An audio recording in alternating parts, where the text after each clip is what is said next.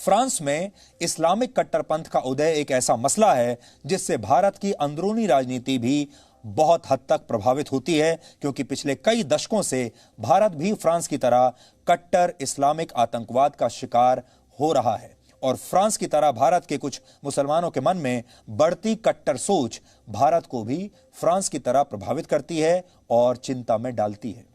France में बढ़ती कट्टरता की खबर को भारत के लोग बहुत ध्यान से देख रहे हैं। फ्रांस से आ रही ऐसी खबरें भारत में ट्रेंड हो रही हैं। भारत के लोग फ्रांस की तरफ इस उम्मीद से अब देख रहे हैं कि शायद फ्रांस अपने मजबूत इरादों से कट्टरपंथी इस्लाम का इलाज ढूंढ लेगा और इससे भारत को भी मदद मिलेगी। और ऐसा इसलिए भी है क्योंकि फ्रांस जल्द ही एक नया कानून लाने वाला है जो कि क्रांतिकारी कानून होगा। इस कानून के लागू होने के बाद फ्रांस में वहां का संविधान किसी भी धर्म से ऊपर होगा।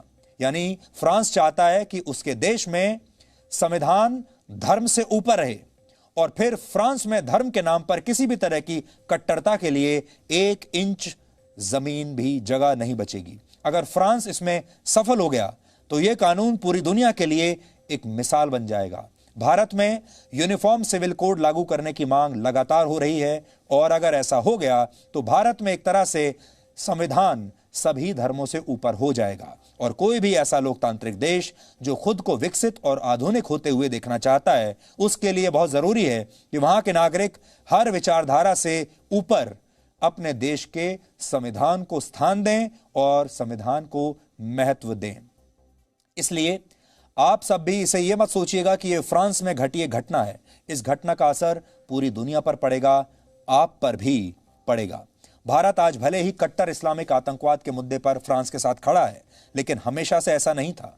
वर्ष 2005 को याद कीजिए, आज से 15 साल पहले जब डेनमार्क के एक अखबार ने पैगंबर मोहम्मद साहब का कार्टून छापा था, तब भी दुनिया भर के इस्लामिक देशों ने डेनमार्क का ऐसे ही विरोध किया था जैसे आज वो मैक्रों का विरोध कर रहे हैं और फ्रांस का विरोध कर रहे हैं। मैक्रों पर तो निजी हमले हो रहे हैं। लेकिन क्या आप जानते हैं उस समय भारत सरकार ने इस मुद्दे पर क्या रुख अपनाया था? तब भारत में यूपीए की सरकार थी, प्रधानमंत्री थे डॉक्टर मनमोहन सिंह और 4 राज्यों में विधानसभा चुनाव होने वाले थे। यूपीए की सरकार देश के अल्पसंख्यकों को नाराज नहीं करना चाहती थी, इसलिए पहले तो भारत सरकार ने इस कार्टून को लेकर डेनमार्क की सरकार के सामने अपना विरोध दर्ज कराया और फिर डेनमार्क के प्रधानमंत्री की भारत यात्रा के कार्यक्रम को रद्द कर दिया। लेकिन अब अंतर समझिए, यह नया भारत है जहां धर्म के नाम पर तुष्टीकरण की कोई गुंजाइश नहीं है। इसकी दूसरी वजह यह है कि पिछले कुछ दशकों में रणनीतिक और कूटनीतिक तौर पर भारत और फ्रांस के रिश्ते बहुत मजबूत हुए हैं।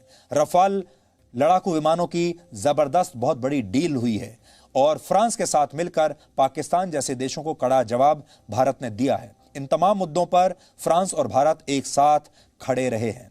इस दोस्ती की एक वजह भारत के प्रधानमंत्री मोदी और फ्रांस के राष्ट्रपति मैक्रों के बीच वो पर्सनल केमिस्ट्री भी है जो दोनों नेताओं के बीच कई मौकों पर दिखाई देती है।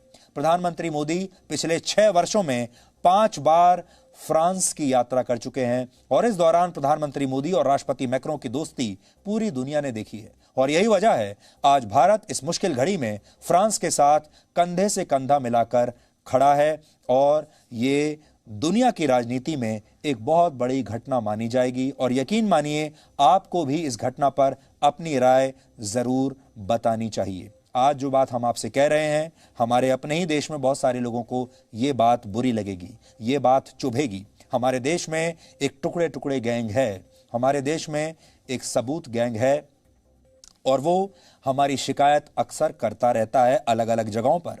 एफआईआर दर्ज होती रहती हैं अलग अलग राज्यों में, इसलिए क्योंकि हमने सच कहा, इसलिए क्योंकि हम वही कह रहे हैं जो आज फ्रांस कह रहा है, इसलिए क्योंकि हम वो बात कह रहे हैं जो आज पूरी दुनिया कह रही है और हम तुष्टीकरण की राजनीति के खिलाफ हैं। जैसा हमने आपको आज शुरुआत में बताया था, असली खबर वही होती है जो किसी न किसी को चुभती है, जिसे कोई ना कोई दबाना चाहता है, रोकना चाहता है, वो होती है असली खबर। जिस खबर को कोई दबाना नहीं चाहता, रोकना नहीं चाहता, जो खबर किसी को एक्सपोज नहीं करती, जो खबर किसी को परेशान नहीं करती, वो खबर नहीं बल्कि वो सिर्फ विज्ञापन होता है। जो लोग सच सुनकर परेशान हो जाते हैं वो उसे हेट स्पीच कहने लगते हैं। लेकिन अब यह कौन तय करेगा कि जो खबर आपको दिखाई जा रही है वो सच है या वो हेट स्पीच है? हेट स्पीच क्या है, इसकी कोई परिभाषा तय नहीं है। हम हेट स्पीच को रिपोर्ट कर रहे हैं या हम हेट स्पीच दे रहे हैं, इस बात का फैसला कौन करेगा? ठीक ऐसे ही जैसे आतंकवाद की कोई परिभाषा आज तक संयुक्त राष्ट्र के पास भी नहीं है कि असली आतंकवाद होता क्या है।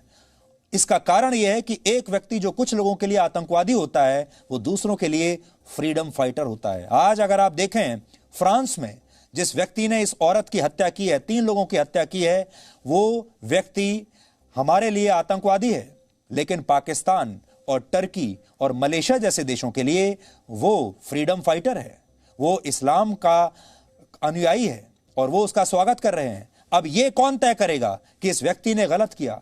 हमारे अगर नजरिए से, फिल्टर से देखेंगे तो ये आतंकवादी कहलाएगा, उनकी नजर से अगर आप देखेंगे तो क्रांतिकारी कहलाएगा। और ठीक ऐसा ही हेट स्पीच के साथ है।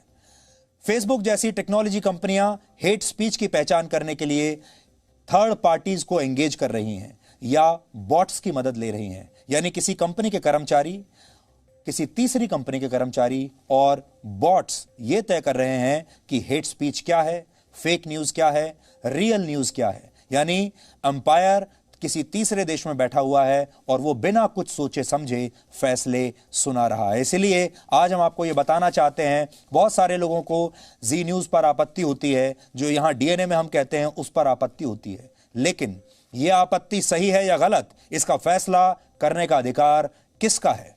किसके पास ये चाबी है? और जो व्यक्ति इसका फैसला करेगा, क्या उसके पास सही डेफिनेशन है?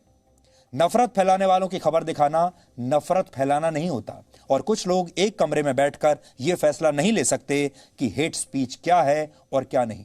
जैसे फ्रांस धार्मिक कट्टरता के खिलाफ अपनी व्यवस्थाओं को बदल रहा है, हालांकि देर से बदल रहा है, वैसे ही आज हम आपसे कहना चाहते हैं हमारे देश में भी इन विषयों को लेकर जो वर्षों दशकों पुरानी सड़ी गली व्यवस्थाएं हैं, अब उन व्यवस्थाओं को बदलने का समय आ गया है, अब उन डेफिनेशंस को बदलने का समय आ गया है। अगर आज हम किसी के बारे में कुछ बात कहते हैं, कोई खबर आपको दिखाते हैं और वो खबर किसी को बुरी लगती है, वो खबर किसी ना किसी को तो बुरी लगेगी, और जिसको वो बुरी लगती है वो उसे हेट स्पीच कहता है। अब इसका फैसला कौन करेगा? हमें लगता है 135 करोड़ का देश है, इसका फैसला आप लोग करेंगे और सही समय पर आने पर आप इसका फैसला पूरी दुनिया को बताएंगे। लेकिन सबसे बड़ी बात यह है कि हमें अपने देश में इस सोच को बदलना होगा और फ्रांस से सीखना होगा।